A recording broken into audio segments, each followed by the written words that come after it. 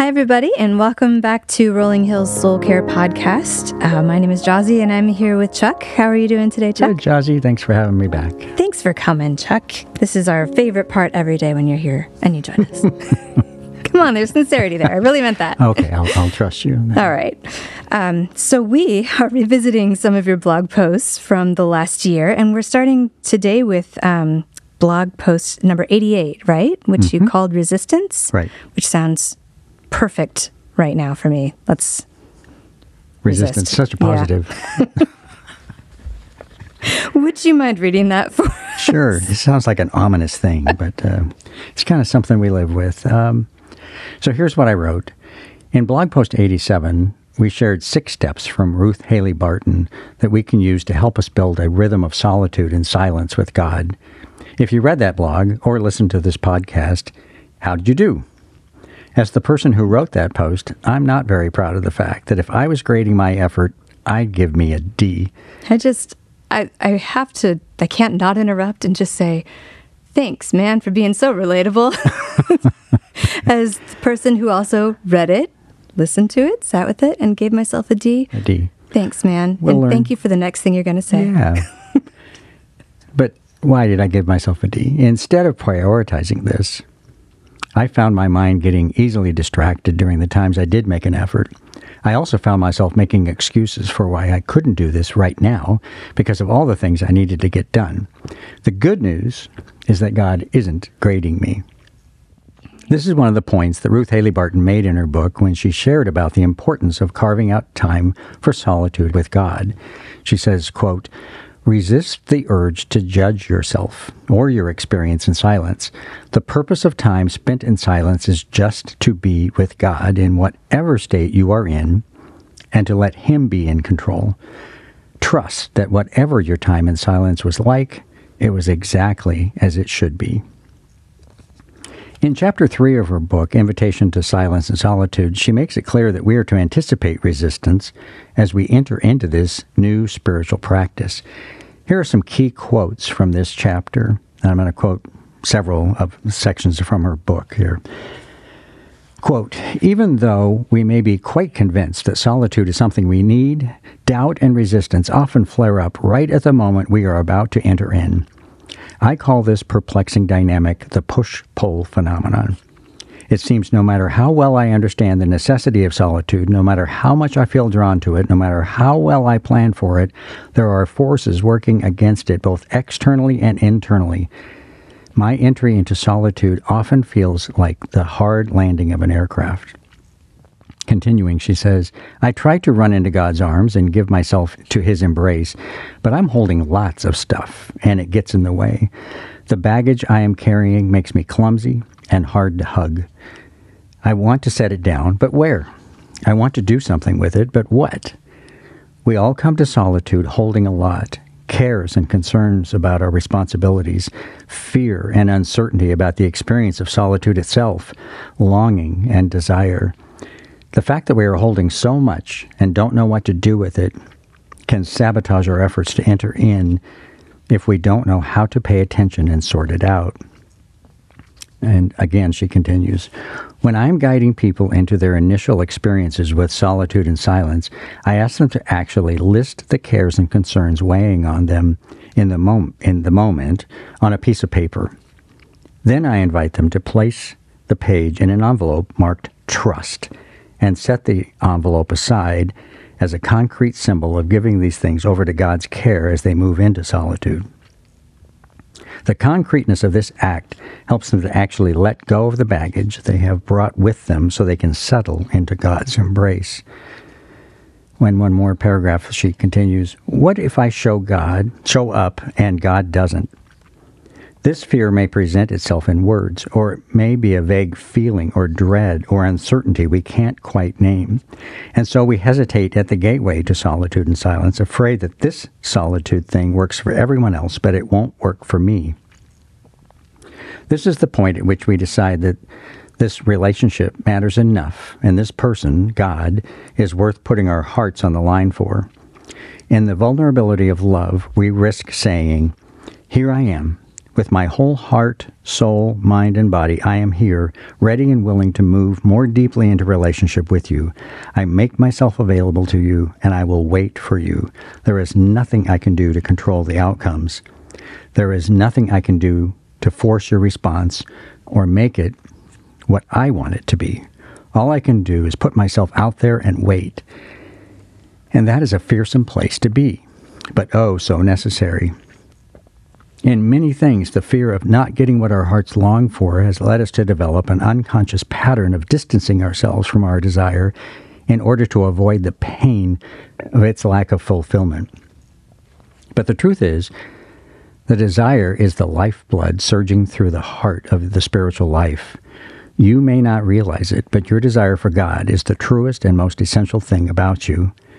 Your desire for God and your capacity to connect with God as a human soul is the essence of who you are. But there is an even greater truth. Before you were even aware of your desire for God, God desired you. He created you with a desire for Him that groans and yearns in the very fiber of your being. And I close by saying I have only hit on some high points of this chapter. I really encourage you to either purchase your own copy of the book or borrow one from the Green Room's lending library. And I encourage you to try putting solitude and silence into practice in your life. And maybe this week, you need to add one more simple practice to help you make this time more fulfilling. What cares and concerns do you need to entrust to God's care so you can be fully present with Him in solitude? Release them to God through prayer or through the use of a symbolic gesture, like placing the page in an envelope and setting it aside. I'll continue to share insights from Invitation to Silence and Solitude for the next few weeks. Thank you so much, Chuck. That was a lot to take in. I second your suggestion of checking out the book because, like you said, that's a very heavy chapter and there's a lot in it. It is, yeah. That was one of the... there's a part of me that hesitates to try to encapsulate what an author has written and even a chapter of a whole book on such an important topic. But at the same time, my thought was, if I don't, then there are people who might not even delve into it at all. Right. And so if I could at least paint a small picture of what that is, especially on a topic like this where we often feel like you and I both just described that if we're not a failure, we're at least only a D. And that means this doesn't work for me, or it's too hard, or I don't even know what it is. And so that was the point of going Right. back to this book. And we have them in the Green Room, and they're obviously available online through different publishers. And I learned a lot. And it's a book that I could continue to read and reread and continue Right. to glean. And see something new every time, probably. Right. I mean, it is such a universal, but also vague, but also very specific thing that I think we all deal with when we talk about these kinds of practices, is the resistance and where it comes from. We, like you said, we can find things that distract us, or we can easily find outside excuses.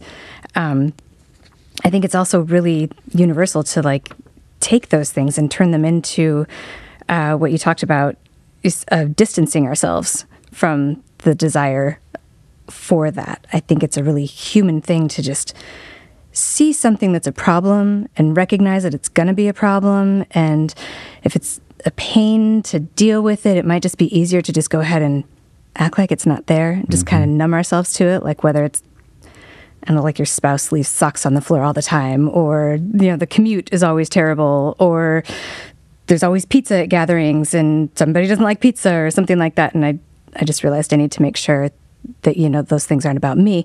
But I mean, like if we have a problem that we know is going to be there and it's going to be something difficult to deal with, it's really easy to just kind of numb ourselves to it, act like it's not there. And that kind of takes the problem out of our consciousness almost. And as I was revisiting this chapter, I noticed one sentence relating to that you hadn't included, but I think it was the end of one of your paragraphs that you put in there.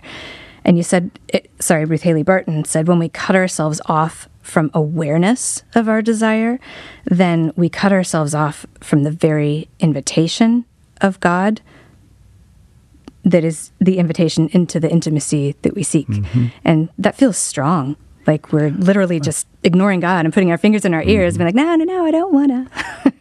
Yeah, and there's a variety of, you've described things that where it's a hard experience, and therefore we try to avoid those things that can either we know they're hard or they're painful.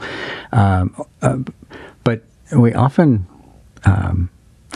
it's a type of compartmentalization where I'm making a choice. I mean, God is ready to engage with me 24/7. It's not like in the morning I've got an appointment with him and then he leaves. And when I think of it that way, to know that God is literally inviting me to sit down with him, and I make a conscious choice not to, if I turn that around with any of my family or friends, and somebody came to my home, and I consciously said, "I'm just going to ignore you right now," Yeah. Ooh. that would not make the relationship stronger. Right. It would definitely. The good news is we're not dealing with a human, with a God who has infinite grace and capacity for that, and already knew that before I made that choice. But he's there inviting us into it. Other things that make us resist are things that we aren't good at. In sports, I tended to just choose not to play in sports that I was not good at. I didn't want to demonstrate in front of others that I don't know how to do this well. Relatable. And so even though I'm usually alone during these times, sometimes it feels like I don't want to demonstrate to God one more time that I'm clumsy at this. Again, he knows that, and I have to rethink and picture him. Again, it's helpful just to picture him in human ways, even though he's so far above those. But we watch our 3-year-old and 5-year-old grandkids a lot, and my expectations of them are much different than they are for an adult. And so when I invite them to do something and they refuse, I don't take it personally. They've just got a short attention span, and at this moment, this thing, and whatever that is, was more attractive to them than whatever it was I was going to engage with them. That doesn't mean they don't love me, and it doesn't, and I don't take it personally. There's where God sees me with my childlike faith and says, Chuck wasn't ready today to engage with me in the way I would want him to and desire to, but he'll get there. And that's where my human grade is a D, but God is instead seeing the effort and building on that, and knowing that if we just give that over to him, we will get there. We will get there. All right, so God has grace, and he doesn't have a grade book. No, thankfully. And loves us all and our childlike efforts. Yep. Well, thank you so much, Chuck, for sharing that with us today. There's a lot to unpack, and I'm going to continue doing that as we move forward. So if you would like to interact with this blog post or others and talk about it, you can always go check out the Soul Care blog on the Rolling Hills Worship site. That's rollinghills.org/worship. You can also follow RH Worship on Instagram, where you'll see links that will lead you to all the places you need to be. Thanks so much, Chuck. Thank you.